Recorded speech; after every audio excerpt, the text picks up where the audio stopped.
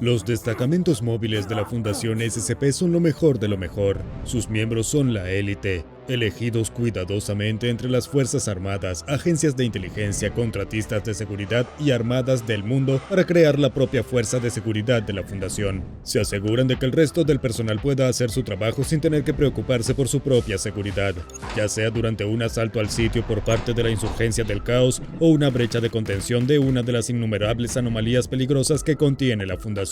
Por supuesto, no todos los destacamentos móviles pueden hacerlo todo, por eso cada uno está especializado.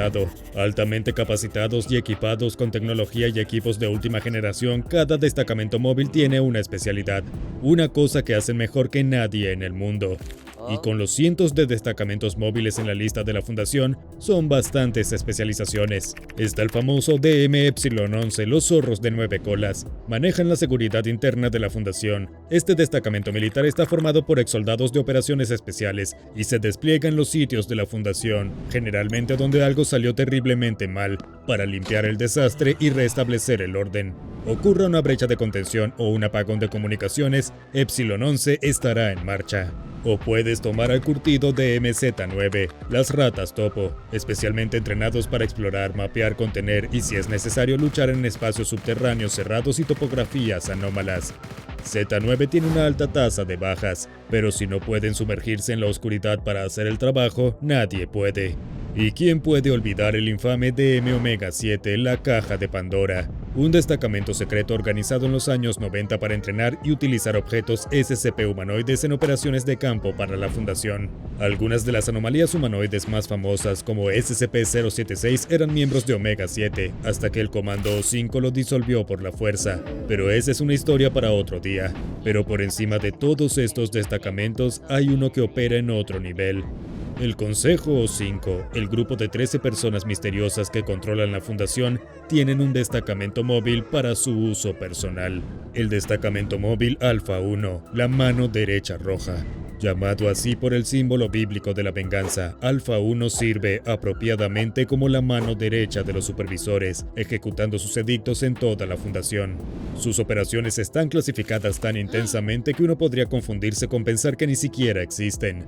Pero Alfa 1 encarna la voluntad de los supervisores y están facultados para hacer cumplir esa voluntad por cualquier medio necesario. La mayoría del personal de la Fundación nunca se encontrará con Alfa 1 durante toda su carrera, y si lo hacen significa que algo salió muy mal. Y para el personal selecto que tenga la oportunidad de unirse al DM Alfa 1, será sometido a una rigurosa evaluación física, psicológica y anómala antes incluso de que se considere censurar su identidad y existencia de la sociedad y que estén prestos para el servicio. Pero, ¿qué hace exactamente el DM Alfa 1? ¿Cómo se seleccionan sus miembros?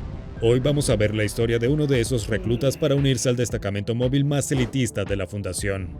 D-0912, anteriormente conocido como Andrew Carter, fue forzado sin contemplaciones a salir de su celda una mañana y agarrado por los brazos por los altos e imponentes guardias de la Fundación.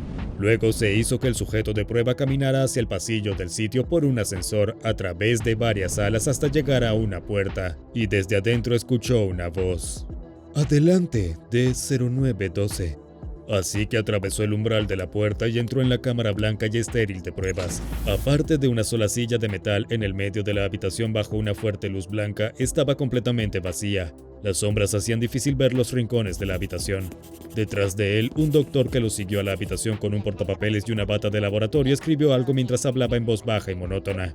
«Serás vacunado contra un patógeno anómalo. Más tarde realizaremos pruebas de la efectividad de la vacuna. Siéntate en la silla». Antes de que siquiera pensara en correr, los dos guardias flanquearon la puerta. Sus rostros estaban cubiertos por visores negros y podía ver su propio reflejo en ellos. Fantaseando, se movió lentamente hacia la silla. Pensó en dioses, bestias y sangre. Como la Fundación parecía absorber a los sujetos de prueba para sus propios fines, del mismo modo que un antiguo dios absorbía los sacrificios y dejaba cadáveres vacíos. Oyó pasos. «Siéntate en la silla de 0912». Apenas estuvo sentado unos segundos cuando los guardias se adelantaron y usaron las correas de cuero para atarle las manos a los brazos de la silla. Luego trató de pensar por qué estaba aquí, por qué estaba en este traje. No podía recordar. Tenía un vago recuerdo de que se había cometido un crimen, tal vez un asesinato, pero quién sabía. ¿Por qué le importaba a la fundación? Siguió preguntándose acerca de eso más y más. No tenía idea de quién era su familia, cuál había sido su vida alguna vez, solo que había cometido un crimen una vez, pero si era culpable de algo, ¿cómo le había puesto las manos encima a la fundación? No hay muchos condenados a muerte en el mundo, y la sociedad los vigila de cerca para asegurarse de que se haga justicia. ¿Por qué elegiría la fundación a los prisioneros más vigilados para sus sacrificios? No tiene sentido. Lo que tenía aún menos sentido era que la fundación confiara el trabajo a prisioneros con poca educación y pocas habilidades especializadas. Los experimentos requieren precisión y delicadeza, y el trabajo manual podría manejarse usando máquinas o drones, por ejemplo.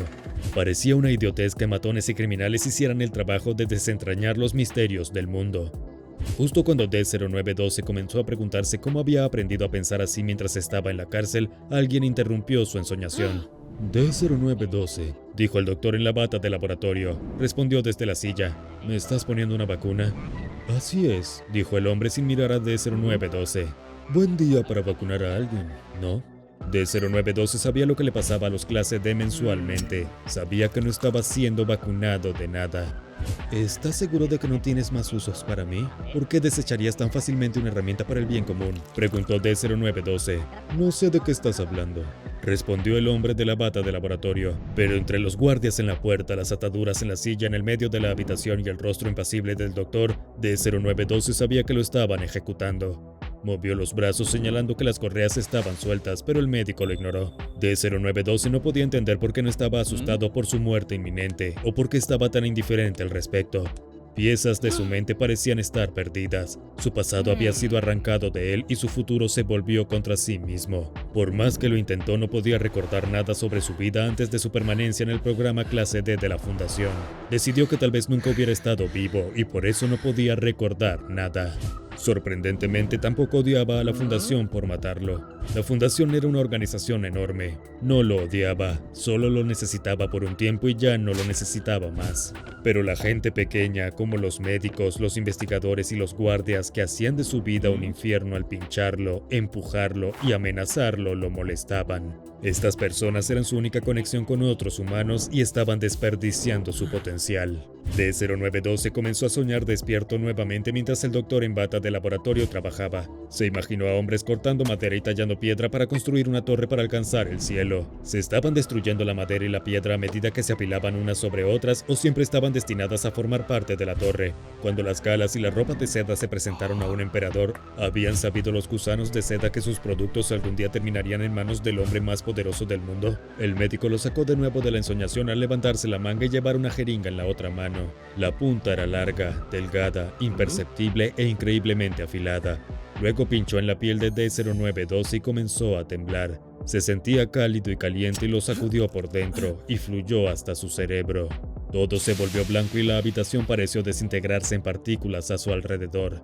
Pero notó una presencia en lo alto, envuelta en ropa blanca, y sintió que los dos guardias se miraban, intercambiaban miradas y asentían. Se las arregló para decir algunas palabras. Detén esto. Oh, Dios. Luego volvió a caer en su mente, navegando fuera del confuso laberinto oscuro y desordenado dentro de su cabeza. No podía ver la luz del camino, solo fuego químico humeante hasta que se perdió por completo y escuchó gritos y rugidos. Cuando las bestias comenzaron a rugir dentro de su cabeza, D-0912 recordó su nombre, Andrew Carter. Recordó que un hombre con bata de laboratorio le dijo que tenía una oportunidad única de redimirse. Al participar en el programa de personal clase D de la Fundación SCP durante un mes, ganas tu libertad. Por un segundo estuvo a punto de aceptarlo hasta que su mente recordó. Estás mintiendo. No soy un criminal. No, no lo eres, pero no estaba mintiendo. Necesitas redención. D-0912 respondió. No me dirán que necesito redención de personas que detienen, experimentan y torturan a los inocentes.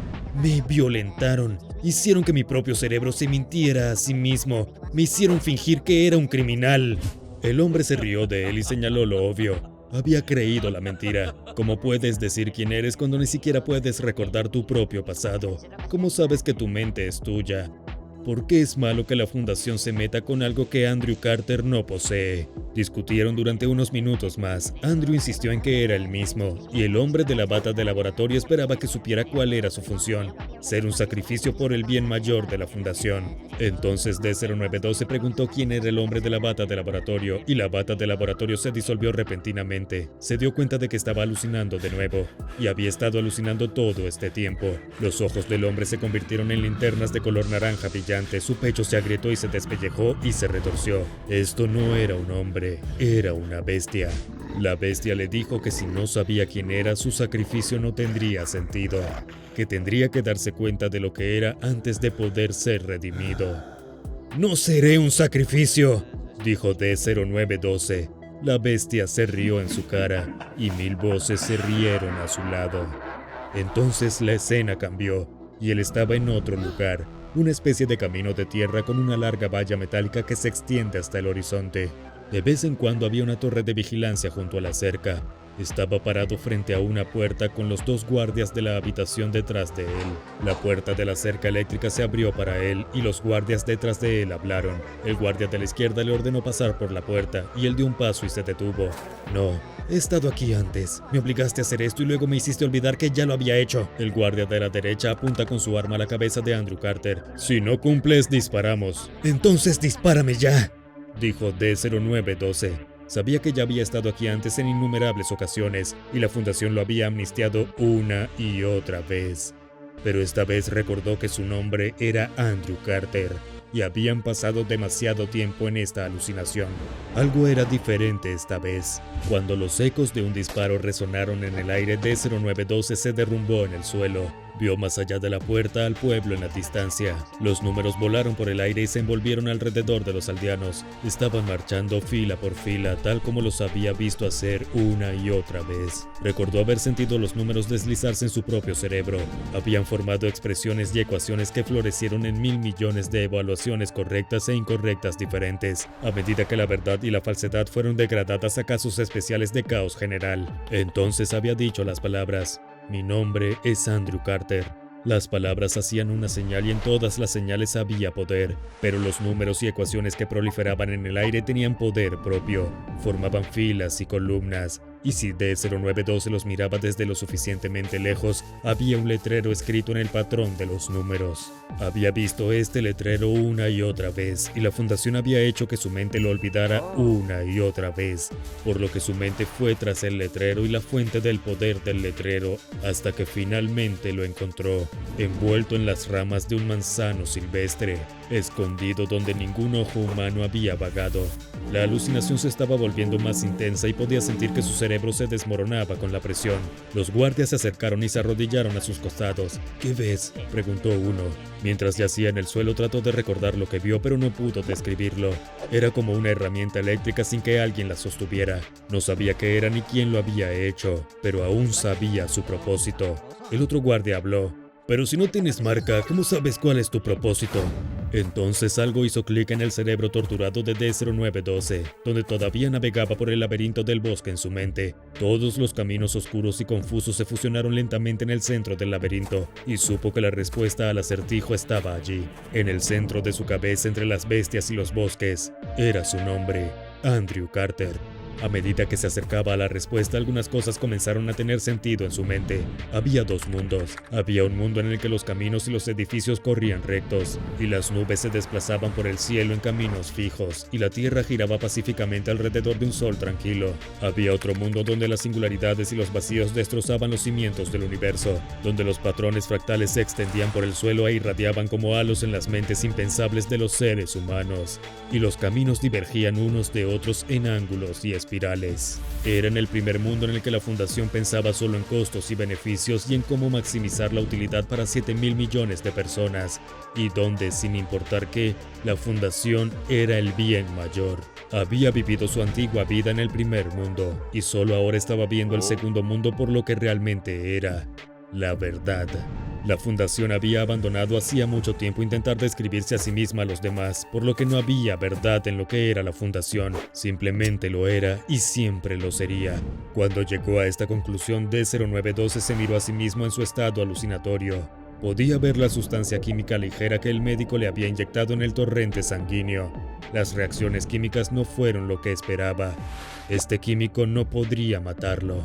De hecho, era un poco similar a la estructura química de las moléculas de los amnésticos con los que había sido bombeado una docena de veces antes, pero ligeramente diferente. Sabía que iba a vivir. Fuera de la mente de Andrew Carter, el médico estaba mirando su cuerpo perfectamente inmóvil cuando uno de los guardias volvió a hablar. «Dr. Wainwright», dijo el guardia de la derecha. «Sí, señor», respondió el médico. «Déjanos ahora», dijo el guardia. «Sí, señor».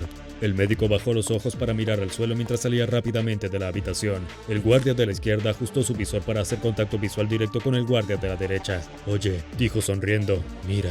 Sacó una jeringa de líquido rojo de detrás de su espalda. El guardia de la derecha respondió, «No me impliques en tus fallas, Adam». El guardia con la jeringa en la mano respondió, «No me culpes por tratar de compartir». El guardia de la derecha lo miró molesto y dijo, «Debes encontrar al director del sitio y devolverle eso de inmediato. Los pequeños robos de los empleados de la fundación que no saben nada mejor son bastante desagradables. Además, Halmas es una sustancia controlada de nivel 5. Su distribución no regulada es punible». «Está bien», dijo Adam deslizando la jeringa en su bolsillo. «Le diré al intermediario y él se lo dirá a los O5. Por Dios, Bazán, ¿realmente crees que dejaría que los O5 perdieran la pista de alguno de sus Halmas?»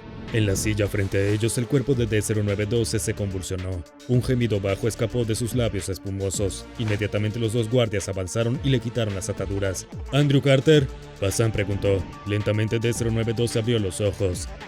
No me mataron. «No planeábamos hacerlo», dijo Bazán. D-0912 continuó. «Me sacaron del mundo real para convertirme en algo. Exposición directa e incontrolada a las anomalías de la fundación, amnestización repetida que me hizo creer que eventualmente me matarían. Todo para que mi mente estuviera en la posición perfecta para que la fundación la cambiara con lo que sea que esté en el bolsillo de ese hombre». D-0912 extendió un dedo hacia Adam, quien le devolvió una leve sonrisa.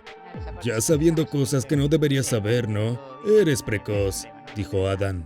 «Has sido alterado», dijo Bazán, «para cumplir con las especificaciones de un proyecto de alto secreto. En el transcurso de tu futuro aprenderás más sobre la fundación de lo que cualquiera de tus carceleros anteriores sabía o podría haber esperado saber. Te unirás a un grupo que está al frente mismo de la fundación. Durante toda tu vida, este ha sido tu propósito».